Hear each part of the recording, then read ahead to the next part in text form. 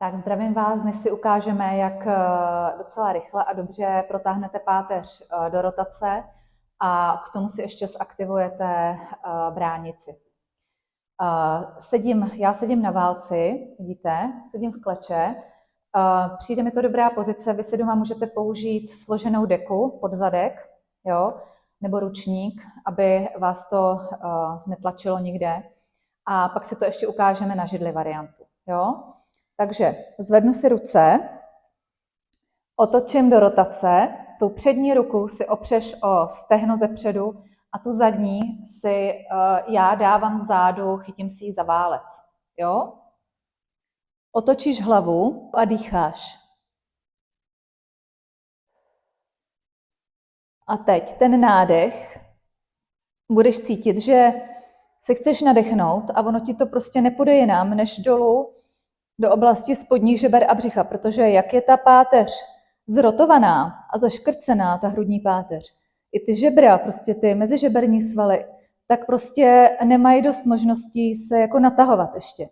Ale ty, když budeš chtít usilovně, tak ono to půjde. Půjde to málo, ale půjde a půjde to přesně do té bránice. A půjde ti to dolů vlastně do té břišní stěny. Bude se ti trošičku rozevírat ta břišní stěna. Vyměníš?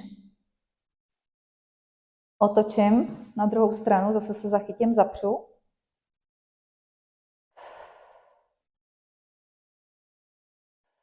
A to stejný.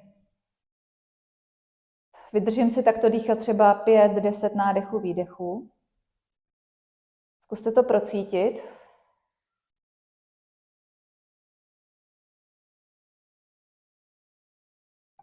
Je normální, že na některou stranu to půjde hůř a na jinou líp.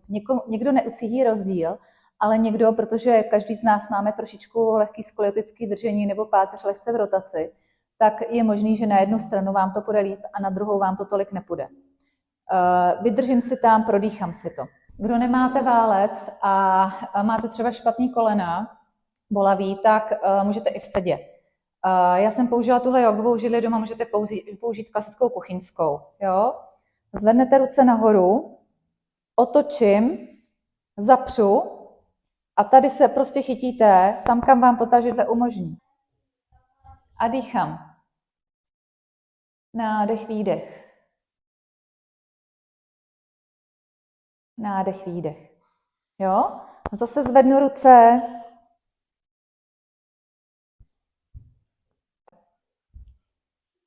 Na druhou stranu. Nádech, výdech.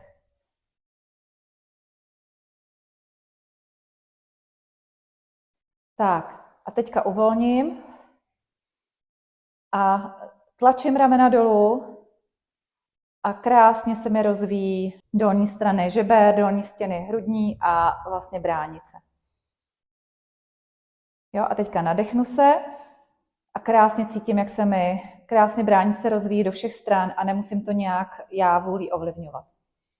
V té rotaci totiž ta bránice, prostě jakmile zrotujete hrudník, tak ona ta bránice se taky vlastně jako zrotuje a natáhnou se ty vazivový vlákna, oni se stočí a protáhnou se. A vy v tom protažení se snažíte tu bránici stále používat. A ona, jak se protáhnou ty svalový vlákna, tak je vlastně, a jak se je snažíte použít, tak se vlastně excentricky posilujou. Jo, excentrickou kontrakcí. Jako když prostě máte zaťatý biceps a teď ho takhle prostě natahujete. Tak stejně tak vy vlastně můžete v té rotaci, když si prodýcháváte, posilovat tu bránici. A když uvolníte, tak ona sama krásně se prostě do všech stran zapojí a nemusíte to někde honit.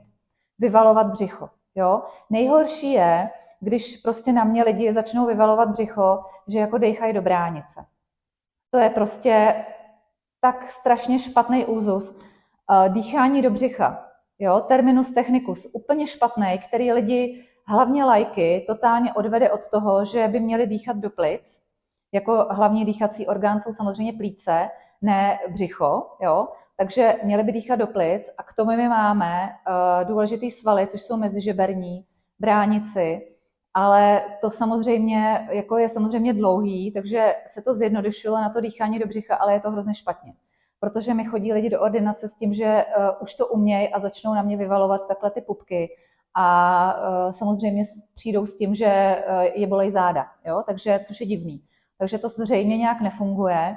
A nefunguje to proto, že to je absolutně špatný povel pro ty lidi. Takže lepší je s nima strávit víc času, říct jim, opravdu jim vysvětlit, protože oni nejsou hloupí, vysvětlit jim, kde by to měli cítit a dát jim správný cviky na to, aby to začali používat tak, jak se má. Tak to je vše a zkuste si to. Uvidíte, napište do komentářů, jak vám to jde.